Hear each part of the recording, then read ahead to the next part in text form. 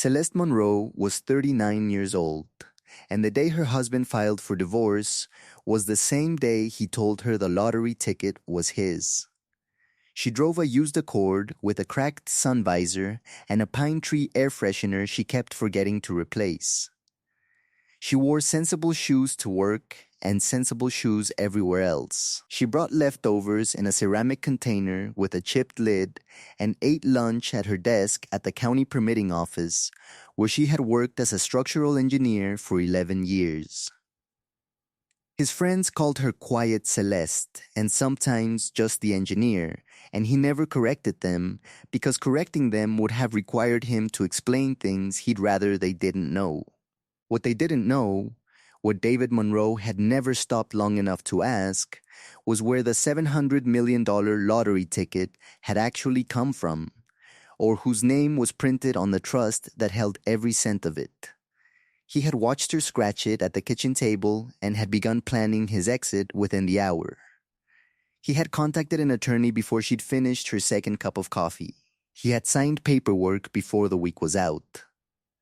What David did not know, what none of them knew, was that the ticket had been purchased by her father, Roosevelt Monroe, a retired civil servant with the foresight of a man who had spent 40 years watching other people lose everything they'd built because they'd built it in the wrong name. The $700 million was real. Every cent of it was already where David could never reach it. He had filed for divorce without knowing he was already standing in the rubble of a plan that had never included him. What happened next would cost David Monroe the only life he'd managed to convince himself he deserved. Before we jump into the story, comment where in the world you are watching from and subscribe, because tomorrow's story is one you need to hear. The morning light came in sideways through the windows of the house on Caldwell Street that Celeste had grown up in and returned to after her father's first health scare 3 years ago. She sat at the kitchen table with her hands wrapped around a mug of black coffee and looked out at the backyard she had regraded herself 2 summers ago, hauling fill dirt in a rented truck and leveling the slope one section at a time until the drainage ran the way it was supposed to. Her father had sat on the back steps and watched her work, and had not offered to help because he understood that certain things a person needed to finish with their own hands. Roosevelt Monroe had told her once, when she was maybe 9 years old and had come home furious that a boy had copied her science project and won first place with it, that the work was always the record, not the ribbon, not the name on the certificate. He had said, quietly, the way he said everything that mattered, "You keep the real receipts, Celeste. Let other people chase the paper ones." She had written it down in her diary that night and had never stopped living by it. She had met David at a fundraiser for the city's infrastructure bond 6 years ago now. He was in sales, commercial real estate, and he moved through a room the way people did when they had learned early that charm was a resource and that it needed to be managed. He had found her at the edge of the room studying a framed rendering of a bridge retrofit project on the wall and had said something genuinely interesting about load distribution that turned out to be the only genuinely interesting thing he would say about structural engineering for the next 5 years. She had laughed, and he had taken that laugh and spent it well, and 8 months later they were married in a small ceremony in her father's backyard, under the oak tree Roosevelt had planted the year Celeste was born. She had believed in it. That was the part nobody prepared you for. The belief. Not naive belief, but reasoned belief. The kind built from evidence and daily experience. The kind that an engineer trusted because it had been stress tested. She had watched him carefully in the beginning, the way she watched every structure, and she had concluded that he was sound. She was not wrong about everything. She was wrong about the load. The first sign had been small enough to file away. A phone tilted face down on the nightstand when it had always been face up. Not a confession, just a shift in angle. That kind of thing you noticed if you noticed everything, which Celeste did. She had noted it the way she noted a hairline crack in a foundation wall, not with alarm, but with a quiet understanding that you checked it again next week. That was in March. By April, the cracks had multiplied. She came home on a Thursday afternoon earlier than usual. The county meeting had adjourned ahead of schedule, and she hadn't bothered to call ahead, and found a second car in the driveway. A silver BMW, lease sticker still on the window, parked at the angle of someone who expected to be there a while. She did not go in through the front door. She walked around to the side gate, which she had installed herself, and which she could open without sound, and she stood in the backyard for a moment under the oak tree and listened to the house. The kitchen light was on, the back window was cracked. Somewhere inside, someone laughed, a woman's laugh, easy and unguarded, the laugh of someone who felt safe. Her hands did not shake. She took out her phone, she opened the camera, she documented the BMW, the license plate, the angle of the parking, the timestamp in the corner of every frame. Then she went back to her car, drove 3 blocks, parked, and sat with the engine off, and thought about what she had just seen with the same methodical clarity she brought to every structural problem she had ever been handed. She thought, this is not a new crack. She drove to her father's house, their house now, the house she'd moved back into to help with his care. And she sat across from Roosevelt at the kitchen table and did not say anything for a long moment. Her father looked at her over the rim of his own coffee mug. He had the particular talent of very old, very steady men for knowing when to be quiet. "I need to pull the bank statements," she said. He nodded once. She opened her laptop and logged into the joint account she had shared with David for 4 years, an account she had never depended on, an account she had always kept thin by design, because her father had raised her to keep the real receipts somewhere else. What she found was not catastrophic in the way of a sudden collapse, but in the way of slow subsidence, steady withdrawals over 14 months, transfers to an account she didn't recognize, cash advances on a credit card she hadn't known existed. $11,000 in one stretch, $8,000 in another. Smaller amounts threaded in between like grout, filling the gaps. Just over $31,000, moving out in increments small enough to stay beneath the reporting threshold, deliberate enough to tell a story. He had been planning it for longer than she had given him credit for. She moved through the files with the same quiet she brought to a site inspection, not rushed, not emotional, just systematic. She photographed every screen.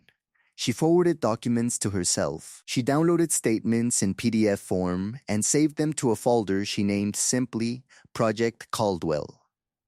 She had spent her career building things that were meant to last. She understood that what she was building now needed to be sound before anyone else saw it. She picked up her phone and called Patricia Osai. Patricia had been practicing family law in Charlotte for 22 years and had the particular quality of someone who had heard everything and was therefore startled by nothing. She had been Roosevelt's attorney first, then Celeste's, and she sat across the desk in her office on Providence Road the following Monday morning and looked through the folder Celeste had prepared without changing her expression once. "He filed on Friday," Celeste said. "Divorce papers. He wants the lottery winnings declared marital property." Patricia turned a page. "He knows about the ticket. He was in the room when I scratched it." Patricia looked up. "Does he know whose name is on the trust?" "No," Celeste said. "He's never asked." Patricia set the folder down and folded her hands on top of it. "Then he's going to have a very educational next few weeks." She paused. "The trust was established when?" "My father set it up 11 years ago. When I joined the county, he said he didn't want anything I built to be reachable." Celeste paused. "He's been buying lottery tickets every week since I was in college. It was a habit. Like other people have coffee." Patricia allowed herself the smallest fraction of a smile. We are going to need every trust document, the lottery commission paperwork, and your father's medical history demonstrating his capacity at the time of the win. I also want to go back through David's financial activity for the full 4 years of your marriage. She slid the folder back across the desk. You've already started. I've been thorough, Celeste said. I know, Patricia said. That's why I picked up the phone. She drove from Patricia's office to her father's house and found Roosevelt on the back porch in his good coat, looking out at the oak tree in the early afternoon light. He did not turn when she came through the door, but he heard her and said, without preamble, the ticket's clean? Patricia says we're in good shape. Good, he was quiet for a moment. He thought the money changed what you had. She sat down beside him. He thought it changed everything. Her father turned and looked at her with the steady patience of a man who had waited out harder things than this. The ones who only see the surface, he said, never understand what's underneath until the whole thing falls on them. That's not your fault. That's architecture. She went home that night. She made dinner, baked chicken, rice, green beans, and set the table the way she always had, and asked David how his day had gone, and he told her about a deal he was working on in Ballantyne, and she listened and asked reasonable questions and refilled his glass without comment. He did not know that she knew. He did not know about Patricia, or about Project Caldwell, or about the trust documentation that had already been requested from her father's attorney. He looked at her the way people looked at furniture, with the easy confidence of a man who believed that the things in his house would stay where he put them. She watched him. Real power operated in quiet rooms. By the following Thursday, Patricia had found the rest of it. David had been redirecting commercial real estate commissions to a separate LLC he had established 18 months into their marriage, an entity Celeste had never been told about, structured to receive income that should have been declared as marital property under North Carolina law. The LLC's registered agent was a woman named Farah Stokes, age 33, who lived in a high-rise apartment in South Park and drove the silver BMW. Farah had a marketing background and a taste for the kind of lifestyle that required a reliable financial sponsor. She had been with David for 2 years. Patricia's investigator documented 11 hotel stays, 14 restaurant receipts, 3 weekend trips, and 1 wire transfer of $9,400 described as a consulting fee for a company that had never consulted on anything. When laid side by side with the withdrawals from the joint account, the picture was complete and it was not flattering. He was building an exit while living in your house, Patricia said. I know what that looks like, Celeste said. I've done enough demolition assessments. There was a third meeting, and this one was not with Patricia.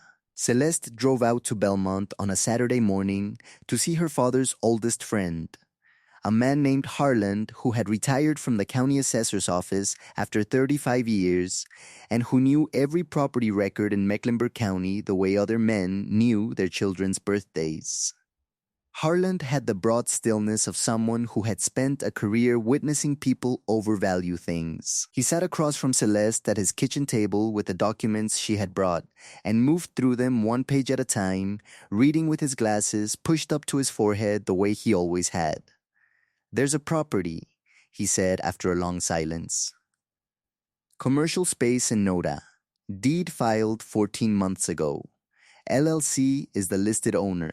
He tapped the page. David Monroe is not on the deed, but the LLC's operating address is registered to a mailbox company 2 blocks from his office. Celeste looked at the address. He was sheltering it, she said. Trying to, Harland said. Not well enough. He looked at her over his glasses. Your daddy used to say the worst thing a man could do was underestimate a quiet woman. I believe he was speaking from experience. Celeste drove home and added the property to the folder. Project Caldwell now contained 41 documents. She thought about her father saying, the real receipts, not the paper ones, and she thought about the fact that David had spent 2 years constructing a financial architecture designed to move around her, over her, past her, without ever once stopping to ask what she had already built. He had never thought to ask about the trust. He had never thought to ask whose name was on the lottery commission paperwork. He had never thought to look at the second phone she kept in her work bag, sleeker than the one they shared, connected to accounts he had no knowledge of. Because men like David Monroe looked at the surface of a woman and concluded they had seen the whole structure. Preparation is the work. That is all it is. Patricia slid one final document across the desk at their next meeting. The Lottery Commission has confirmed. The winning ticket was purchased by Roosevelt Monroe. The prize was transferred into the Monroe Family Irrevocable Trust, which was established in 2013 and of which you are the sole beneficiary. David's name appears nowhere in the trust, nowhere in the lottery paperwork, and nowhere in the commission records. His claim has no standing. His attorney likely knows this by now and has not told him yet. Celeste looked at the document. $700 million. Before taxes and fees, distributed over the trust's designated investment period. Correct, he filed for divorce to get half. He filed for divorce, Patricia said carefully, because he thought you were a woman who had just become worth something. She folded her hands. He was 11 years too late and several layers too shallow. The mediation was held in the offices of Patricia's firm on a Wednesday morning in October. David arrived with his attorney, a man named Kessler who had a reputation for aggressive discovery and who would spend the next 2 hours discovering how thoroughly he had been outflanked. Farah Stokes was not present, though her name would come up several times. Roosevelt Monroe was present, seated at the far end of the table in his good coat, with his hands folded and his eyes steady. And David looked at him when he walked in, and then looked away again quickly the way people did when they encountered a presence they had not anticipated and did not know how to account for. David came in looking the way people did when they had mistaken their confidence for preparation. He wore a good suit. He sat across from Celeste with the measured ease of a man who expected this to be over by lunch. He had not seen her in 6 weeks. He looked at her the way he had always looked at her, with the comfortable presumption of a man who believed he had already catalogued everything she was, and he did not notice that something in her had settled, the way a structure settles when all its weight is finally resting on the right foundation. Patricia opened the folder. "Let's begin with the asset at issue," she said. The lottery winnings of $700 million claimed by petitioner as marital property. She slid the first document across the table. Lottery Commission records confirmed the ticket was purchased and registered by Roosevelt Monroe, Celeste's father, 3 days prior to the draw. The prize was disbursed directly into the Monroe Family Irrevocable Trust, established in 2013 prior to the date of marriage. The trust names Celeste Monroe as sole beneficiary. David Monroe's name does not appear in any document in this chain. She paused. The money was never marital property. It was never in a joint account. It was never accessible to the petitioner. This claim has no legal basis under North Carolina trust law. Kessler leaned over and said something low to David. David's face had stopped doing the thing it had been doing when he walked in. Additionally, Patricia continued, sliding the second document, "We are counterclaiming for the recovery of $31,400 transferred from the marital joint account to an account registered to an LLC controlled by the petitioner over a period of 14 months. We are also presenting documentation of undisclosed commission income redirected to that entity during the marriage, which our forensic accountant has calculated at approximately $88,000 over the period in question. This income should have been declared as marital property. It was not. She placed the hotel receipts on the table. Then, the wire transfer. Then, the photographs of the BMW in the driveway, time-stamped, dated. David Monroe looked at the table and did not look up. Kessler said, "My client would like to explore the possibility of..." "Mr. Kessler," Patricia said quietly, "your client filed papers claiming entitlement to funds he had no legal access to, based on an assumption about a woman he had been actively defrauding for over a year. What we are exploring today is how much of that your client would like to admit to before we take this to a judge who will be less collegial about it than I am." The room was very quiet. Celeste had said nothing. She sat with her hands folded on the table in front of her and watched David with the steady attention of someone conducting a final structural assessment. She had seen the shape of this failure from a long way off. She understood now exactly which load-bearing walls he had removed and when, and she had long since decided that a building that compromised its own structure was not a building worth saving. She said, "You had 4 years to see who I was, David. You chose to see what was convenient." She paused. "That choice belongs to you now." She stood. She gathered her documents. She walked out of the conference room without looking back, and the sound of the door closing behind her was no louder than any other door she had ever left through. She was free before she reached the elevator. 8 months had passed by the time Celeste planted the Japanese maple in the backyard of the house on Caldwell Street. It was a Saturday in early June, cool enough to work in, and she pressed the root ball into the soil she had amended herself and firmed the earth around it with both hands, the way her father had taught her, not packing it but settling it, giving the roots room to make their own decisions. Roosevelt watched from the porch. He was doing better. The new care team had adjusted his medications in February, and he had more days now where he sat up straight and ate his full plate and asked her questions about the projects she was managing. She was managing more than she had ever managed before. The Monroe Family Trust, under the guidance of the investment advisors Roosevelt had chosen years ago, had distributed its first designated funds to the infrastructure foundation Celeste had incorporated the previous fall, a nonprofit focused on structural assessments for low-income housing in Mecklenburg County. She had taken on 2 junior engineers as staff. She had turned down 2 requests for interviews and 1 offer to appear on a morning talk show. She had also met Miles. He was a soil engineer she'd hired as a consultant on a remediation project. Quiet in the way that people who worked with the ground tended to be quiet, with a steadiness to him that was not performed. He asked her good questions and listened to the answers and did not require her to explain herself twice. He had taken her to dinner once, in November, at a restaurant with no televisions in it, and they had talked for 3 hours about drainage and root systems and the particular satisfaction of problems that had real solutions. He was not the center of the story. But he was in it, and she was glad for that.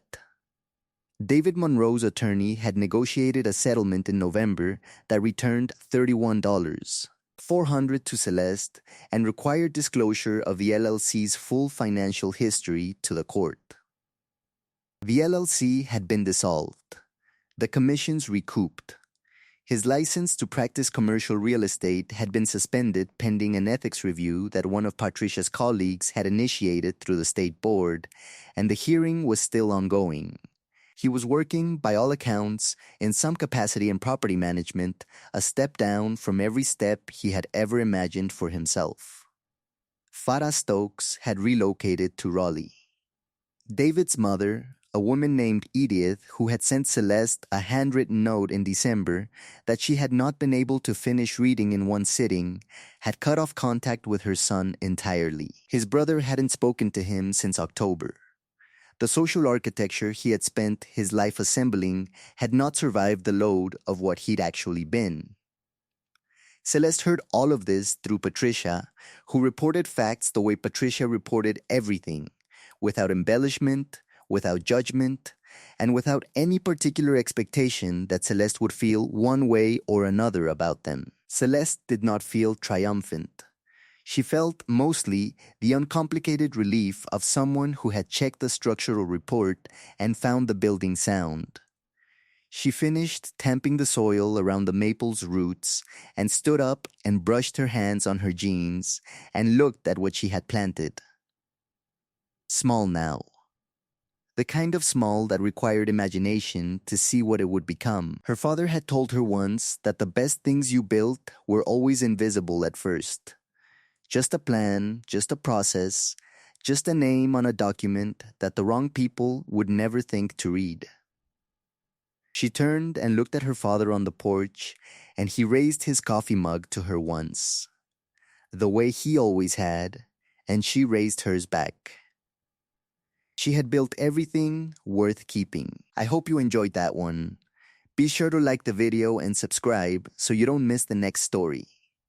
I've picked out 2 more for you that I think you'll really like.